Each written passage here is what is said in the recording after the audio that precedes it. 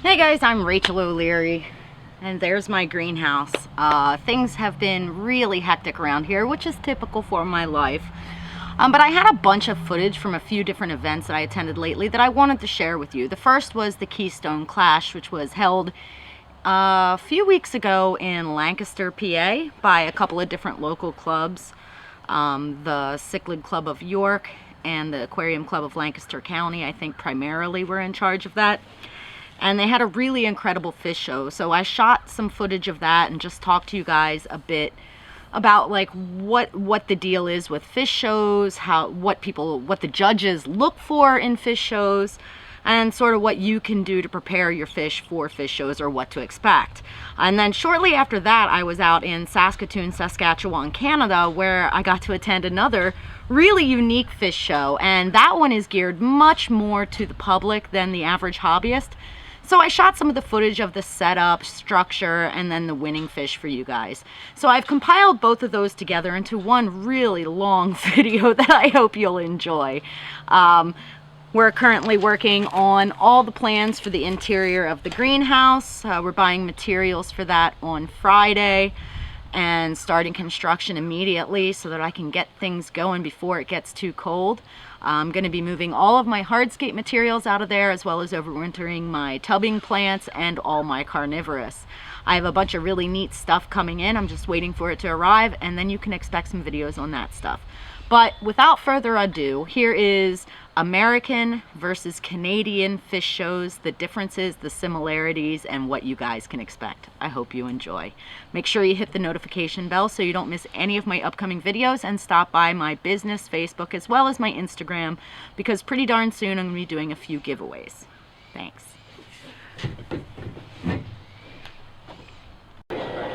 So today my family and I have stopped by the Keystone Clash, which is a regional event hosted by a couple of clubs.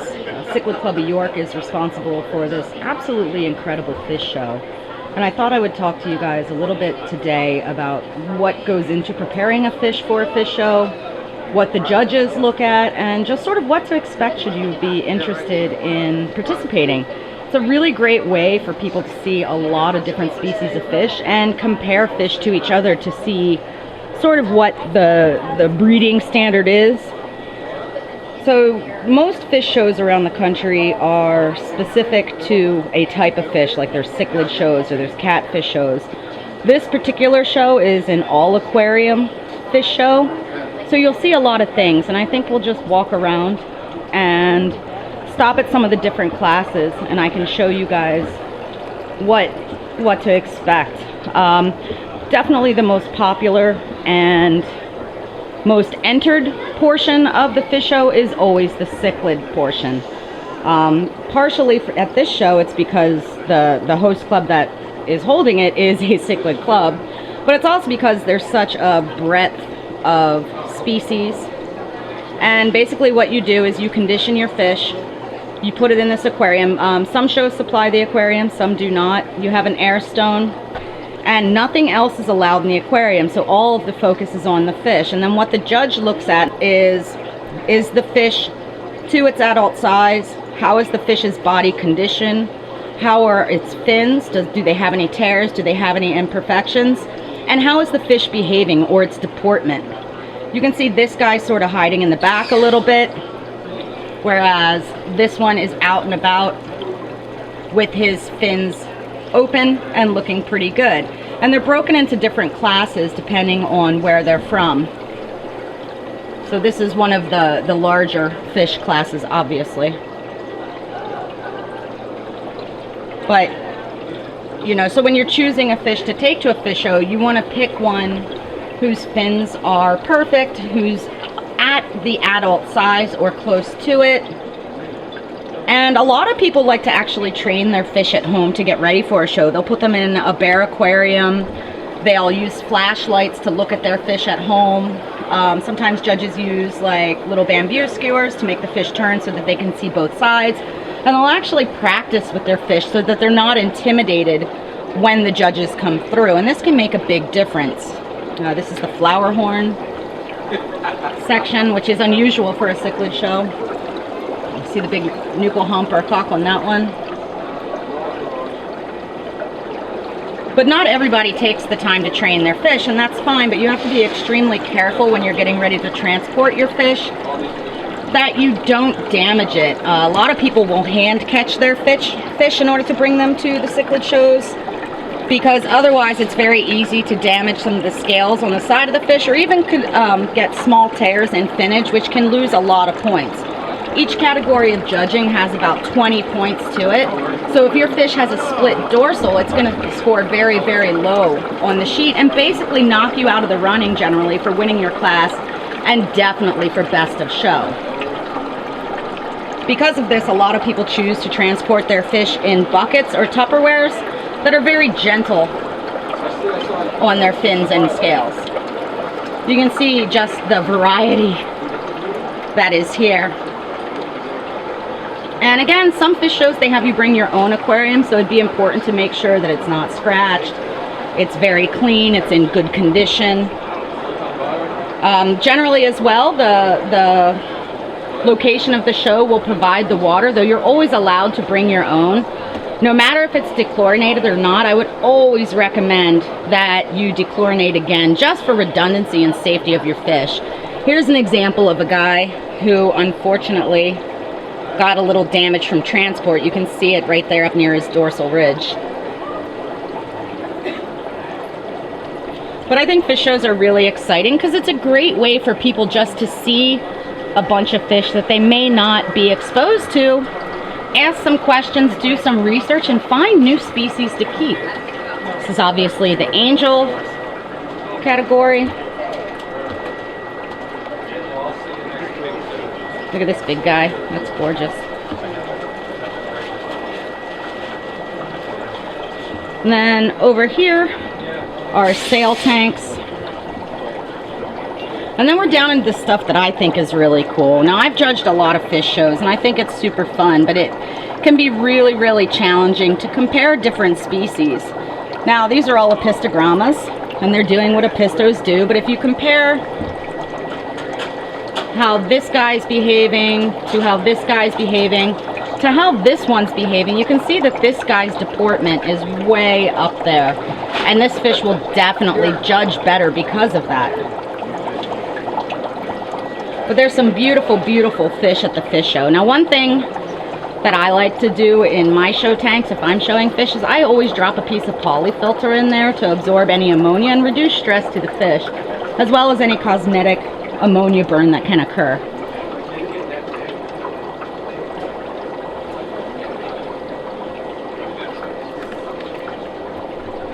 There are some empty tanks. It's not uncommon for people to pull fish at the last second.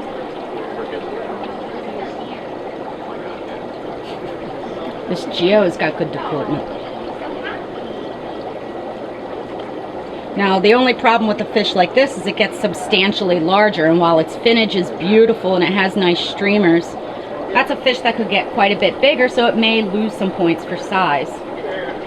So again, if you're planning on showing a fish and you really want to win, you want to grow them out until they're optimal size.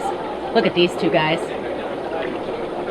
Sassy, sassy, but that is exceptional deportment. And look at the colors as well. Very nice. Oh, look at this. See, compare this Geo to the last one. Now, they're different species, but this one is clearly way more mature. Can you put your hand up by that aquarium, please? I mean, that is a nice sized fish. Absolutely gorgeous. Right here, Chris. And cichlid. She liked this one. Yeah. I have smaller ones. A lot of empty tanks on this side. But just to give you an idea, so if you're, oh, nice. If you're ever interested in trying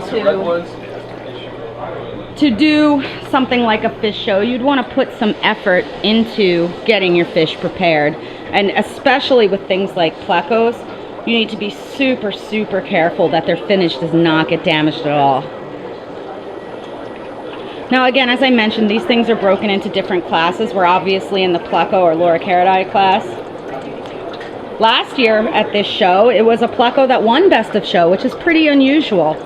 Now, it's really tempting to bring our rarest species to a fish show and have those be the ones that, you know, we want to show off and potentially win.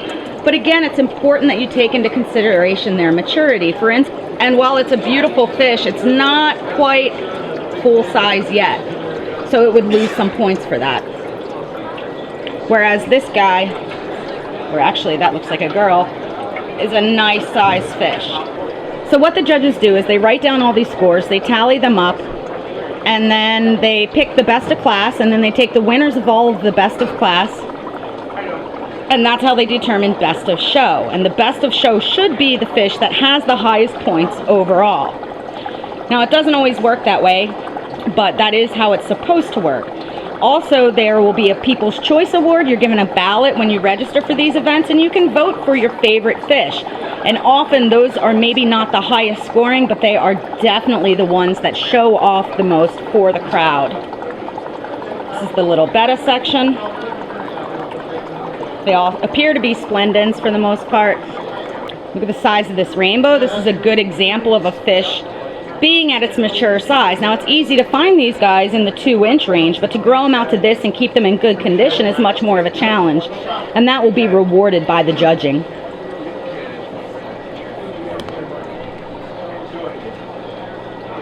This is a live bearer class. This appears to be Goodeids, some of the Mexican live bears. Most of these are Cares species, which means they're critically threatened in the wild. So it's especially nice to see a class like this in a fish show. There's a Mica Splendens. They're one of my favorites of these fish. I worked with them for a lot of years. They're also excellent algae eaters, and what's interesting about these guys is rather than the females, this is a male, dropping large broods of fry, they have just a couple at a time. And the fry are huge. Then we have guppies, or wild guppies, Pasiliads, swordtails, mollies, both wild and domestic strains. Obviously, these guys are a domestic strain. Then it goes into Killifish, and that is split into 2 categories as well, New World and Old World, similar to the cichlid classes. Some of these guys are really flashy, and look at the size of this one. That is a huge killie. And then this is a bottom dweller class. You can see there's a little bumblebee goby, there's Sterosoma. I'm not even sure what that dude is, but it is awesome, and its deportment is fantastic for a catfish. Little Farluella. Look at the size of this one. This is probably a Eucterus. And then we have a class that's all other aquatic animals, and that seems to be dominated by oxalotus here. There's all different color forms. This albino one's particularly nice. Now, as a competitor, you may want to, judging starts here in about 20 minutes. As a competitor, it'd be a good idea to come and clean up your tank before the judging comes through. There's also a couple of shrimp. And then the last class in this section of the hotel is the plants. And plants have their very own judging sheet that's completely different from the fish, because obviously plants don't have deportment. So what they're looking for is maturity of the plant, overall size, if it has algae or not, if its color is good, and if the leaves are all in healthy shape. It's kind of a weird category, but it can also be interesting. So they also have an art section where I'm not sure where it, oh, over here. There's also generally a photography and a craft section at a lot of these shows, and that can be a really fun way if you're not necessarily prepared to bring live fish potentially across the country. You can enter your best photographs, and they have a panel of judges that judge these as well. And they're quite nice. I especially like this fish mandala. I think it's absolutely gorgeous, and I'm gonna have to find out who made that. I have a suspicion of who it is, but I'm gonna find out because I would wear that. But you can see, so what they look at with the art stuff is how is the picture centered or oriented, does it read well, what is it's actually capturing, and a bunch of different criteria for that. The last section that I'm going to show you guys is the discus, and there's quite a few discus at this show, and they are both wilds and domestic strains are included in the same same category, which I think can be a bit of a challenge. But some of these discus are easily plate size. This one here, this leopard, is absolutely massive. Now with discus, it's a little bit trickier to judge, but you're looking at their overall shape, their eye size to body size, as well as a few other characteristics. So I will show you guys the judging sheets and hopefully be able to let you know who won Best of Show. If not, that information can be found at KeystoneClash.com, which is the website for this entire event, which is held annually in Lancaster in mid to late September. So these are basically milk crates. Guns N' Roses tribute. These are old milk crates. I don't know if they're actually milk crates or pop crates, but they're older and stuff like that, so they've been retired. And they use them and they support all the stands. And everything breaks down. Sheets of plywood, 3/4 inch plywood, one sheet 8x4. You can cut it into 3 easy strips, so you get a nice 18-inch pace. They have these little L-shaped brackets that clamp onto the back of all the tables. They're easy to see in some of the other open spaces. It's just literally scraps of plywood to hold it into place. Here and here holds it to the table. One simple bolt goes through, holds all their light standards that they built. They just this year changed all the lighting to be LED because it's way more cost effective, doesn't generate heat, gives you a much better light spectrum. Well, it's nice that they use lights. A lot of shows don't bother. Well, you're seeing it in the setup phase. Yes. That's Tonight or tomorrow when the public comes in, because the big difference between shows up here versus shows that we see internationally is that this one here is more geared towards the public seeing. So you'll see gravel, you'll see decorations in the tanks, trying to create more of a natural setting. So it's not just, it's more highlighting the animal instead of just the animal in a bare tank. right. And then tonight, the entire units will completely be encased in black poly. And then they will cut out the individual frames of the tank and they'll use black electrical tape to frame them. So you won't see anything in this room except for the windows of the tanks into the fish. I'm looking forward to seeing that. That sounds really interesting. Sounds labor intensive, but totally worth it. But these guys have been doing the show this style of table here. And everybody Since brings the their own aquariums, correct? Yes, at the shows here generally, yes. And they've been doing it this style of show more to cater to the public than to just the hobbyists. And they've been doing it this way since like the 70s.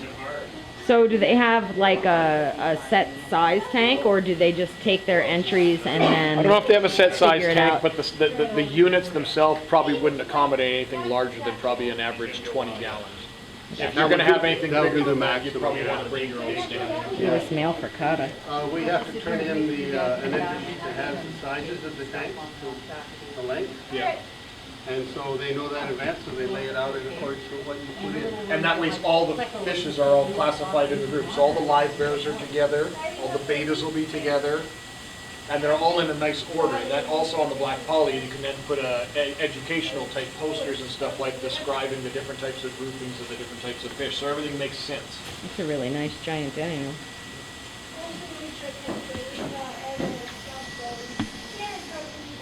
Well, I can't wait to see. Look at these One central swordtails. blower. This is just vacuum lined because it's a lot cheaper and it's a lot thinner wall than the PVC. It's Oh. easy to store. It's very, very lightweight. Oh, And they just drill holes. Each one of the pieces of tape has a hole below it. And then you just pinch your air line and pop it in there. no And kidding. there's enough pressure to run all the air stones for the whole thing, and then they have a bleed valve at the end. Very cool. Here they're going around and taking a razor blade to cut out around each individual aquarium, and then they take electrical tape and just sort of tape the edge of the plastic to the aquarium, and this creates a really clear viewing panel, sort of locks in some of the light and makes it optimal for viewing the fish to the public. It's really pretty darn cool.